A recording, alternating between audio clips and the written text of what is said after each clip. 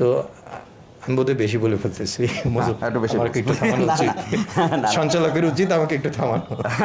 না, thank you. আমরা তালি দিয়ে মুম্বাইয়েরও একটা অ্যাঙ্গেল থেকে আলোচনা হচ্ছে। তো আমার এবার একটু অন্য জায়গা থেকে প্রশ্ন, যে আমরা যখন আমার কিছু কিছু জায়গায় কেন একটু সমস্যা হয় মানতে, যে আমরা যে রিয়ালিটির কথা বলি, এখন রিয়ালিটিটা কি? রিয়ালিটি তো ফিকশনের একটা আলাদা নিজস্ব রিয়ালিটি থাকে।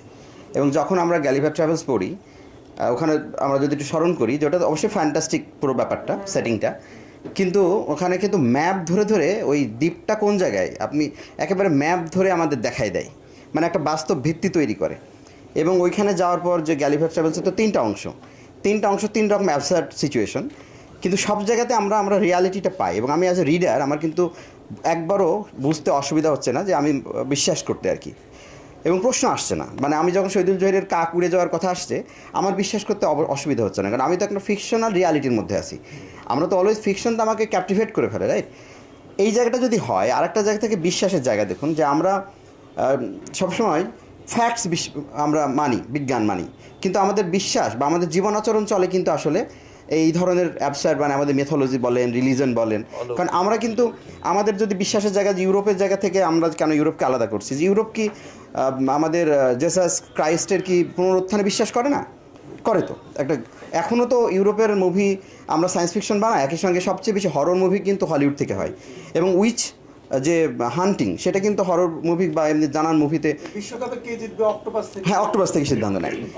এবং আমাদের এখানেও দেখবেন যে আমরা মহাভারত রামায়ণ তো আমাদের একই সাথে টেক্সট, আবার একই সাথে বিশ্বাসের অংশ। আমরা তো ওখানে কোনোটা প্রশ্ন করি না, এবং কখনো কখনো ফিকশন আমরা ইতিহাসের অংশ হয়ে যায়। আপনি যদি শ্রীলঙ্কায় সিগিরিয়ারের শীর্ষে হনুমানের পায়ের ছাপ মানুষ বিশ্বাস করে যে ওইখানে হনুমান গিয়েছিল, রাইট? তো তার মানে বিশ্বাসটা এটা ইউরোপিয়ান হোক, either European, Bangladeshi, Latin American, প্রত্যেকটা মানুষের একটা সাবকনশিয়াস প্রসেস আছে, এবং মানুষ অবিশ্বাসের এই জায়গাগুলোকে বিশ্বাস করে। এইটা হিউম্যান কোয়ালিটি, না হলে ফিকশনকে লিখতেই পারবে না। ফিকশন আমরা এই জন্য, আমি এই প্রশ্নটা কথাগুলো এই জন্য বললাম, যে আমরা যখন লক্ষণের কথা বলি, তাহলে গ্যালিভার ট্রাভেলস কয়েক বছর আগে, মানে কয়েকশো বছর আগে লেখা। এবং তারপর কথা আসলো ইয়েটা, মানে ডন কিহোতে, সেও যা চিন্তা করে সে দেখতে পায়, সে তো ফাইট করে একটা শ্যাডোর সঙ্গে, তাই না? এবং এইভাবে যদি আমাদের সাহিত্যটাকে তৈরি হয়, তাহলে গুন্টার গ্যাসের যখন টিনড্রামের কথা বলা হচ্ছে, যে ছেলেটার গ্রোথ থেমে গেল, বা যখন আমরা ইউরোপিয়ান সাহিত্যের, আপনাকে প্রশ্নটা করবো বলে আমি এই জায়গায় একটু যাচ্ছি, বা যদি আমরা মিডনাইট চিলড্রেন, যেটাকে বিতর্ক আছে, আনিস ভাই পরে কন্ট্রিবিউট করতে পারবেন, যে একই সঙ্গে ওটাকে অনেক জায়গাতে মিডনাইট চিলড্রেনের উপলক্ষটা, যে ছেলেটা জন্ম হলো 1000 ছেলের সঙ্গে সে কানেক্টেড, একই দিনে জন্মগ্রহণ করলো, এবং তার কিছু অদ্ভুত ব্যাপার আছে, সবসময় নাক দিয়ে ব্লিডিং হচ্ছে, কান বড় হওয়া, এবং এগুলো অ্যাবসার্ড, কিন্তু আমাদের বিশ্বাস করতে অসুবিধা হচ্ছে না, কারণ তিনি পলিটিক্যাল হিস্ট্রি বার্থ অফ ইন্ডিয়ার এই যে দেখাচ্ছে, সেটার সঙ্গে ছেলেটা এবং তার যে ট্রমা, তার সাফারিংস। তো এই জায়গাগুলো যদি দেখি, আবার যদি টনি মরিসনের যে বিলাভেড যে উপন্যাসটি আছে সেখানেও তো এইভাবে, হ্যাঁ উয়েস্ট রাইট, টনি মরিসনের নানাভাবে আছে। এখন কার্পেন্টার একটা জায়গায় বলছেন, যে তার ওই প্রবন্ধে, যে লাতিন আমেরিকার সাহিত্যে যে জাদু বাস্তববাদ, সেটা যাপিত জীবনের, যেটা আনিস ভাই বলতে চান যে বিশ্বাসের অংশ। আর যেটা ইউরোপিয়ান, সেটা হচ্ছে মস্তিষ্ক থেকে মানে তৈরি করা, সৃজিত, যে তারা খুব প্ল্যান করে, যেমন আমরা গ্যালিভার ট্রাভেলস তো বুঝতেই পারি এটা তো ব্রেন ওয়ার্ক, এটা তো বিশ্বাসের অংশ না। কিন্তু মানে এটা কি আসলে ম্যাটার করে কিনা, মানে আপনার কাছে যেটা প্রশ্ন, যে যাপিত হোক আর আমার তৈরি করা হোক, যেটা টিনড্রাম, বা আমি যদি কাপকাই যাই, কাপকার মতো খুব রিয়ালিস্ট রাইটারই তো, কিন্তু যখন তিনি বলছেন পোকা হয়ে যাচ্ছে, কেউ তো ধরে নিচ্ছে না যে পোকা হয়নি, তারপর পড়া শুরু করছে না। আমরা তো বিশ্বাসই করছি যে এই মুহূর্তে গ্রেগর সামসে পোকা, রাইট? তারপর আমরা ফিকশনটা পড়ছি। তো এই জায়গা আসলে কন্ট্রাডিকশনটা কোথায়, মানে যাপিত আর মস্তিষ্ক সৃজিত, এই সমস্যাটা কোথায় ফ্যাকাল্টির? আচ্ছা, আমি ওই ইউরোপের সঙ্গে আসলে সমস্যা, আমি ওই তিতাস ভাই একটু আগে বললেন যে 3 রকম আছে, তো আমি আমার বইটাতে 3 রকম বলেছিলাম। একটা হচ্ছে ইউরোপিয়ান জাদু বাস্তববাদ, একটা হচ্ছে লাতিন আমেরিকা, একটা হচ্ছে সারা পৃথিবীর। এরকম ওই যে ইয়ে করে, যেটা ভাই আনিস ভাই বললেন, যে ওনার ওই জায়গার সাথে হয়তো বা যোগসূত্রটা তৈরি হয়েছে। এখন জাদু মানে শিল্পের ব্যাপারগুলি আমি নিজে যেহেতু একটু লেখার চেষ্টা করি কোনো কোনো ক্ষেত্রে, তো আমারও মনে হয় যে কয়েকদিন আগে শব্দঘর পত্রিকা একটা জাদু বাস্তববাদ গল্প সংখ্যা করবে। তা আমাদের কাছে গল্প চেয়েছে জাদু বাস্তব, তা আমি ভাবলাম যে জাদু বাস্তববাদ গল্প কীভাবে লিখবো, কারণ আমি যখন মানে কী লিখবো আমি জানি, যখন লিখতে বসলাম তখন যা লিখলাম আর কি, যেটা যদি আপনাদের সুযোগ হয় কাক এবং বকের একটা কি মিলিয়ে একটা লিখেছি আর কি। তো সেখানে অনেক কথা চলে এসছে, আমি একদমই আমার মাথার মধ্যে এটা কোনো পূর্ব ইয়া ছিল না, লিখতে লিখতে লিখতে লিখতে এবং পরে মনে হলো যে ওই যে তার স্ত্রীকে নিয়ে সে একসময় কাকের মতো হয়ে যাচ্ছে, একসময় বকের মতো, এবং সাদা কালো মানে পোশাক কখনো মানে যখন সে শহরে থাকে তখন কালো পোশাক পরে, যখন গ্রামে যায় তখন পুরো সাদা পোশাক পরে, এবং তার ইচ্ছা হচ্ছে যে বকের পালের মধ্যে যদি সে দেখে যে অসংখ্য বক তার মধ্যে সে যেতে চায়। তো একদিন সে ওইটাই করে যে ওই দিন তার সমস্ত কিছু সাদা ছিল, মানে সালোয়ার কামিজ সাদা, সঙ্গে ব্যাগটাও সাদা, সে একদম ওই বকের দিকে দৌড়ে দৌড়ে যায় এবং তার স্বামী দেখে যে সে উড়ে মানে সে আস্তে আস্তে ওই বক হয়ে ওই বকের কাছে চলে গেছে এবং দীর্ঘক্ষণ সে থাকে, তাকে প্রচুর ফোন করে, বলছে 1 লক্ষ বার ফোন করেছে, কোনো ফোন সে ধরে নাই। সে অনেকক্ষণ পরে মানে অপেক্ষা করে সে যখন ফিরছে না, একটা খুব মন খারাপ করে স্বামী যখন বাসায় ফেরে একটু পরেই স্ত্রী মানে একটু পরে মানে ফেরে এবং দরজা খুলে দেখে সে কালো পোশাক পরে দাঁড়িয়ে আছে। কী ব্যাপার, কালো পোশাক কোথায় ছিল, মানে সাদা পোশাক পরে গিয়েছিল, কালো পোশাক পরে ফিরে এসছে এবং যে ব্যাগটা ছিল সেই ব্যাগটা হচ্ছে কালো। তা ও বললো যে কী ব্যাপার তোমার ইয়ে করি, তো বললো যে বোকা নাকি, এটা তো সাদা পোশাকটা তো ব্যাগের মধ্যেই আছে, কিন্তু ব্যাগটা তো তখন কালো, এবং এই কালো ব্যাগটা তখন সে মানে তাকিয়ে তাকে দেখছে, গল্পটা ওখানে শেষ হয়। এর সঙ্গে আরও অনেক কিছু আছে আর কি। তো এই যে জিনিসটা মানে লিখে ফেললাম, আমার একেবারেই কোনো পূর্ব পরিকল্পিত একেবারেই কিছু ছিল না।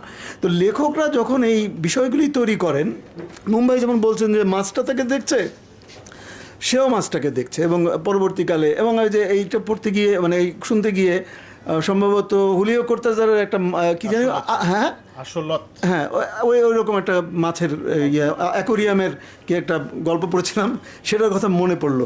এখন আমাদের মুজাফফরের প্রশ্নটা ছিল হচ্ছে ইউরোপিয়ান এই যে এইগুলো মস্তিষ্ক সৃজিত এবং জাপিত জায়গা থেকে এখন সাহিত্যটা আসলে এত মানে রহস্যময়, এটা বোঝা তো খুব মুশকিল। আমি আজকে একটা জিনিস ভাবছিলাম আস্তে আস্তে যে দুর্বোধ্য কবিতা পড়া এবং দুর্বোধ্য সাহিত্য পড়া খুব দরকার। কারণ হচ্ছে এই যে আমি এটা পড়লাম, আমার মাথার মধ্যে এই জিনিসগুলো রয়ে যায় এবং এটা ইয়ে করতে থাকে, এটা ধাক্কা দিতে থাকে, তখন অনেক জায়গায় দুয়ারগুলো খুলে যেখানে মানে খোলার কথা ছিল না।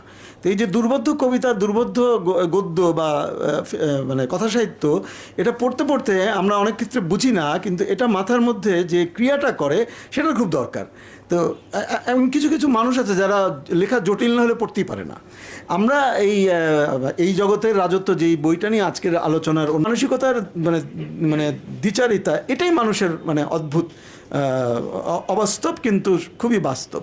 তো এটা সারা পৃথিবীতেই আছে। আমার মনে হয় যে এটা নিয়ে যারা লেখালেখির চর্চা করেন তারা মানে নিজের ভেতর থেকে এটা এক ধরনের পরিষ্কার যে বিষয়টা সৃজিত না, সে স্বয়ংক্রিয় হয়, পরে উনি ওখানে কিছু মানে সম্পাদনা করতে পারেন, সেটা বুদ্ধিভিত্তিক জায়গা থেকে। আর সমস্ত পৃথিবীতে লেখালেখির জগতের মধ্যে অমিয় হোসেন যেমন মনে করতেন যে ওনার লেখার মধ্যে জাদুবাস্তববাদ আছে, এবং দস্তয়েভস্কির মধ্যেও জাদুবাস্তব, মানে সাহিত্যটাই স্বয়ং জাদুবাস্তববাদী। মানে সাহিত্য হচ্ছে তারা আমাকে মনে করতেন যে সাহিত্য আর জীবন একেবারেই আলাদা, মানে দুটো।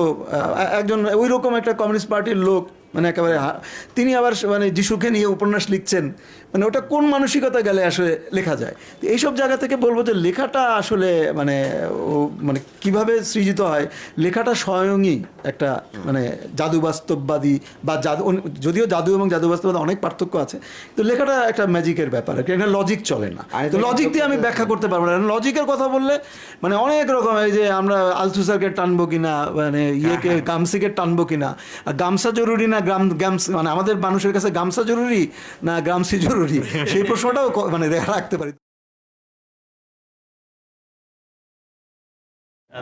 আমি এই যে ওনার যে লাস্ট কথাটা খুবই জরুরি একটা কথা বলেছেন। আমি এটাকে লজিক দিয়ে, উনি যে বললেন যে লজিক দিয়ে সম্ভব না, আমি এটাকে লজিক দিয়ে বাঁধার চেষ্টা করি। 1 নম্বর, আমার এখানে এতগুলো লাল চেয়ার আছে, আমি এই লাল চেয়ারের ভিতরে আমি যদি আরেকটা চেয়ার যেটা নাকি ভিন্নধর্মী, সেটা যদি আমি না দেখি, অথবা দেখে লালের সঙ্গে যে আরেকটা নতুন একটা কিছু দিতে হবে, নতুন একটা তকমা যে ওটাকে অন্যভাবে আইডেন্টিফাই করতে হবে, সেটাই যদি না করি তাহলে জাদু বাস্তবতার প্রশ্নই আসে না। কারণ সবই হচ্ছে জাদু বাস্তবতা। যেভাবে দেখছি গালিভার ট্রাভেলসও জাদু বাস্তবতা, মিডনাইট চিলড্রেনও জাদু বাস্তবতা, খোয়াবনামা, যেটাই ধরি না কেন সবই তো তাহলে জাদু বাস্তবতা। কারণ শিল্পীর কাজই হচ্ছে নতুন একটা বাস্তবতা তৈরি করা। সুতরাং সেটা কেন জাদু বাস্তবতা নয়, কেন নতুন একটা শব্দের প্রয়োজন হলো, যে শব্দটা নিয়ে আসলেন আলেহো কার্পেন্তিয়ের। প্রধান ব্যাপারটাই হচ্ছে সাধারণ একটা জিনিসকে অসাধারণ করে তোলা। তার একটা অসাধারণ থাকবে, শুধু অসাধারণ হলেই হবে না, তার একটা এফেক্টও অসাধারণ থাকতে হবে। এটা হলো একটা। 2 নম্বর হচ্ছে বিশ্বাসযোগ্যতা, বাস্তবতা। কেন এটা ইউরোপীয় মানে তকমাই যদি একটা দেই, ওটা 3টা তকমা হতে পারে না, ওটা হতে হবে একটা তকমা। কি তকমা? 1 নম্বর হচ্ছে সাধারণ জিনিস অসাধারণ করে দেখানো এবং তার বিশ্বাসযোগ্যতা। ওই বিশ্বাসযোগ্যতা যেটা, সেখানে আমি আসছি, যেখানে তোমার প্রশ্নটা, সেটা হলো সমষ্টিগত বিশ্বাসযোগ্যতা। আর একটা হচ্ছে ব্যক্তিগত বা গুটি কয়েক মানুষের বিশ্বাসযোগ্যতা। এখন এখানে যদি আমরা বলি যে হঠাৎ করে আমি পাখি হয়ে যাব, সেটা এখানে কেউ বিশ্বাস করবে না, যেটা বিশ্বাস করবে মাসাইরা, আফ্রিকানরা। একইভাবে আমাদের দেশে যে জাদু বাস্তবতা করা সম্ভব, কারণ আমাদের বিশ্বাসটা আমাদের একদম নারীর ভিতরেই রয়ে গেছে। ভূত, প্রেত, যাই বল, এই ধরনের বিভিন্ন জাদু টোনা, এগুলো আমাদের রক্তের ভিতরে রয়ে গেছে, যেটা নাকি ওই যে আপনি বললেন যে ইউরোপীয়রা বিশ্লেষণধর্মী এবং ওদের কাছে জাদু বাস্তবতা সম্ভব না। এই কারণে একজনের সঙ্গে আমি আলাপ করছিলাম কলম্বোয় বসে, খুব বিখ্যাত এক প্রফেসর, ও বিয়ার খাচ্ছে ঠিক এইভাবে ধরে। তো আমি বললাম যে আচ্ছা বিয়ারটা তুমি কী দিয়ে খাচ্ছ, কী দিয়ে ধরে আছো? বলে হাত দিয়ে। আমি বললাম না, মাথাটা কেটে ফেলি। বলে হ্যাঁ, মাথাটা কেটে ফেললে কি হবে? ধরে রাখতে পারবো না। কি দিয়ে ধরে আছো? ধরে আছো তো তুমি মাথা দিয়ে ধরে আছো আসলে। এখন আমরা ল্যাটিন আমেরিকানরা, আমরা এই উপমহাদেশের মানুষগুলো, আমরা বিশ্বাস করি যে আমাদের কল্পনাপ্রসূত অনেক কিছুই আমরা বিশ্বাস করি, সেটা আমাদের জীবনে স্বাভাবিকভাবে আসে। ওটা যখন আমরা প্রয়োগ করি সেটাই জাদু বাস্তবতা। তা না হলে গালিভার ট্রাভেলস এই কারণেই আমাদের কাছে বিশ্বাসযোগ্য নয়। আমি সালমান রুশদির জন্মদিনে আমি একটা ফেসবুকে লিখেছি, কেন মিডনাইট চিলড্রেন জাদু বাস্তবতা নয়। আবার অন্যদিকে উনি যে গল্পটার কথা বললেন, মাহমুদুল হক, অবশ্যই এটা জাদু বাস্তবতা। আমরা মুক্তিযুদ্ধে মশা ফাইট করেছে, জানোয়ার ফাইট করেছে, অবশ্যই এটা জাদু বাস্তবতা, কারণ ওভাবেই আমরা বিশ্বাস করে আসছি। ওই বিশ্বাসযোগ্যতা এবং সাধারণ জিনিসকে অসাধারণ করে তোলা, এর বাইরে যদি কেউ বলে এই বৈশিষ্ট্য থাকতে হবে, অমুক বৈশিষ্ট্য আছে, ওইটা কাছাকাছি যায়, আমি অন্তত মানতে রাজি না। কারণ ওটা একেবারেই এই লাল চেয়ারগুলো থেকে সম্পূর্ণ আলাদা করে দিয়েছে বলেই এই শব্দটার প্রয়োজন হয়েছে।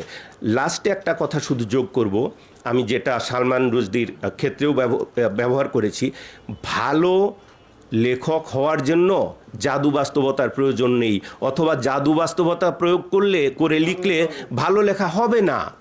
ভালো লেখা শিল্প সেটা সম্পূর্ণ আলাদা জিনিস।